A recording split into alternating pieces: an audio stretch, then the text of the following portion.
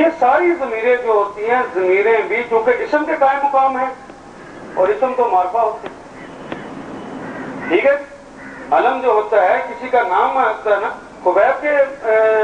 قائم مقام کی نا، اور لفظ خبیب معرفہ ہے کہ نہیں؟ اسم وہ معرفہ ہے، تو گویا یہ اس میں نکرہ ہو گیا اور یہ اس میں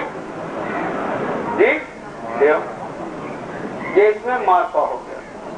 پہلے میں نے کہا تھا کہ دو اسم ساتھ ساتھ آ جائیں، پہلے کے ساتھ الف لام لگا ہو اور دوسرے کے ساتھ الف لام نہ لگا ہو تو ترجمہ کرتے ہوئے کا، کے، کی کا اضافہ کرتے ہیں۔ اب میں تھوڑا سا موڑ کر رہا ہوں اس عبارت کو، اگر دو اسم ساتھ ساتھ آ جائیں، پہلے کے ساتھ جو پہلا ہے وہ اس میں نکرہ ہو،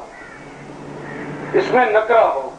اور دوسرا اس میں معرفہ ہو، تمام ضمیریں جو کہ اس میں معرفہ ہیں تو کیا کہیں گے؟ ترجمہ کرتے ہوئے کا، کے یا کی کا اضافہ کر دیں گے، بینہما ان دونوں کے درمیان، ان دونوں کے، یہ کے کا لفظ کہاں سے آ گیا؟ یہ بات مشکل تو نہیں ہے، پہلے آپ سمجھ چکے تھے، میں نے پہلے اس کو عام زبان میں کہا، اب تھوڑا سا اس سے ایلیویٹ کیا میں جی۔ ہو، ہا، ہما، ہم، ہننا، بینہما ان دونوں کے درمیان، اور اگر یہ کہنا بینا ہم، اب کیا معنی ہو گیا؟ سب کے درمیان، اور بینا ہننا سب عورتوں کے درمیان، سب عورتوں کے درمیان، ضمائر معرفہ ہوتے ہیں، تمام ضمائر معرفہ ہوتے ہیں جی۔ دو اسم ساتھ ساتھ ہوں، پہلا اسم نکرہ اور دوسرا اسم معرفہ، تو ترجمہ کرتے ہوئے کیا کریں گے؟ کا، کے، کی کا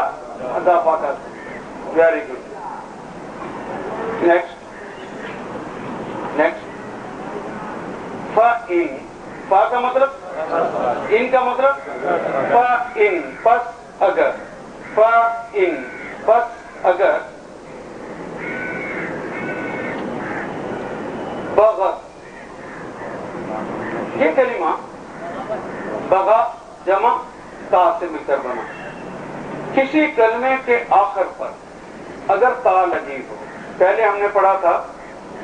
کسی کلمے کے شروع میں تا لگی ہو تو وہ کس بات کی علامت ہے؟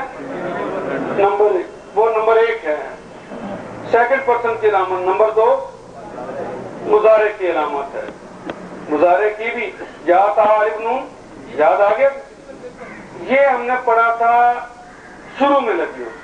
اب شروع کے اندر ایک تے کے بارے میں تھوڑا سا میں اور بتاؤں گا لیکن تھوڑی دیر کے بعد، ابھی جو میں بتانے لگا ہوں یہ وہ تے ہے جو اس طرح کھلی ہوگی اور کلمے کے آخر پہ لگی ہے، بغا کے بعد لگی ہے نا تے، یہ تے کیا ہوگی جی، یہ بعد میں پڑھتے ہیں۔ من غیر باغ، قرآن میں جو اور بھی آتا ہے جہاں زیر لگ جائے ہم وہاں پہ یہ لگا کے اس کلمے کو اپنی زبان والا بناتے ہیں، باغی، یہ لیکن ہم اس کو پڑھتے ہیں جی، زیادتی کرنے والا، ظلم کرنے والا جی۔ مؤنث یہ غائب کی علامت ہوتی ہے، مؤنث غائب کی علامت کیا ہے کہ کلمہ کے آخر پہ جو تے آئے گی اس کے اوپر جزم ہوگی، یہ جزم کا ہونا لازم، میں بات واضح کر سکتا جی، لیکن ابھی ہم اس کو پڑھتے ہیں باقاعدہ۔ نیکسٹ لے آئیں، کلمے کے آخر پر اگر تے آئے جس کے اوپر کیا ہو؟ جزم، جزم لگی ہے۔ اب دیکھیے مؤنث غائب کی علامت ہے وہ مؤنث یا اس مؤنث نے ایسا کیا، ٹھیک ہے؟ مثال کے طور پہ کاتبت، کاتبہ تھا اور آخر پہ مؤنث کی علامت کے طور پر جزم والی تے لگی، کاتبت اس مؤنث نے لکھا، یہ بات واضح ہو گئی، کاتبت اس مؤنث نے جی، کاتبہ یہاں دیکھیے تا نہیں لگی ہوئی تو خالی کاتبہ ہے تو اس ایک مذکر نے لکھا، اگر مؤنث کے لیے تا لگ گئی جس کے اوپر جزم ہے تو ہم ترجمہ کیا کریں گے؟ اس ایک مؤنث نے کاتبت، کاتبہ کے کیا معنی ہوئے؟ سنیں غلاموں والا کوئی معاملہ نہیں کرتا، کاتبہ کاتبہ کاتبہ کاتبت کاتبت کاتبہ کاتبہ کاتبت تے کے اوپر اگر پیش ہو آخر پہ لگی ہوئی تو یہ متکلم کی علامت ہم نے پہلے بھی پڑھا میں کے مانو ٹھیک ہے کاتبہ لکھا ہوگا اگر تو اس ایک مذکر نے لکھا کاتبت اس ایک مؤنث نے لکھا لیکن اگر آگے کتب تو میں نے کتب تو کتب تو کتب تا اب آپ پڑھ لکھا تا آجے تو مخاطب کی علامت تا آجے تو کس بات کی علامت ہے آپ مذکر کاتبہ ہے اس کے آخر پہ لکھ لیجئے کتب تا جی کتب تا تو ایک مذکر نے کاتبہ کیا معنی ہوں گے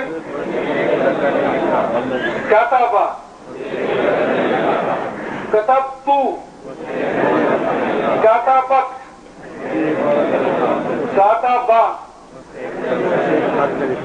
لیکن اگر تا کے اوپر زبر کی بجائے زہر آ جائے کتبتی مخاطبہ کی علامت اس ایک مؤنث نے یہ دیکھیے کاتبہ ہے لائن کتبتی تو ایک مؤنث نے لکھا کتبتی کتبتا کتبتو کاتبت کاتبہ تقریباً اپنی عادت کے مطابق سبھی لوگ بورڈ سے بھی دیکھ کر پڑھ رہے ہیں نظر مارنے کی آپ سے نہیں کہی اب آپ نے یہ جو دماغ میں بیٹھا ہے اس سے دیکھیں صرف آپ نے یہ یاد رکھنا دیکھیے تے کے اوپر اگر جزم ہے تو مؤنث غائب کی علامت تو یا اس کے اوپر پیش ہوگی یا زبر ہوگی یا زیر ہوگی پیش ہوگی تو متکلم کی علامت تا زبر ہوگی تو ایک مذکر تیری بات اور زیر ہو جائے گی تو مخاطبہ کی بات مشکل ہے کاتبہ کیا معنی ہے میں اب اردو بولتا ہوں آپ نے بتانا اس ایک مؤنث نے لکھا اختلف العلماء اس ایک مذکر نے لکھا اس ایک مذکر نے لکھا اس ایک مؤنث نے لکھا میں نے لکھا میں نے لکھا تم نے لکھا تم نے لکھا تم ایک مؤنث نے لکھا اس ایک مؤنث نے لکھا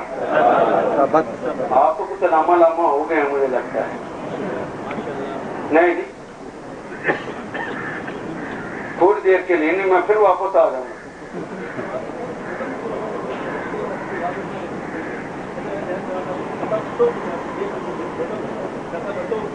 کتبہ تو پڑھنا ہی نہیں کتب تو پڑھنا جی اب پڑھتے ہیں بغت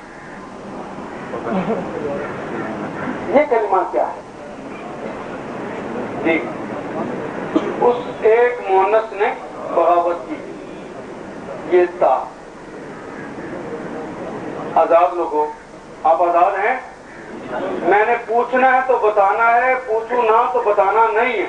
یہ میں نے پہلے بتا دیا بغاوت سے کیا معنی کس نے کہا ہے اپنی غلامی پہ پکی مور لگا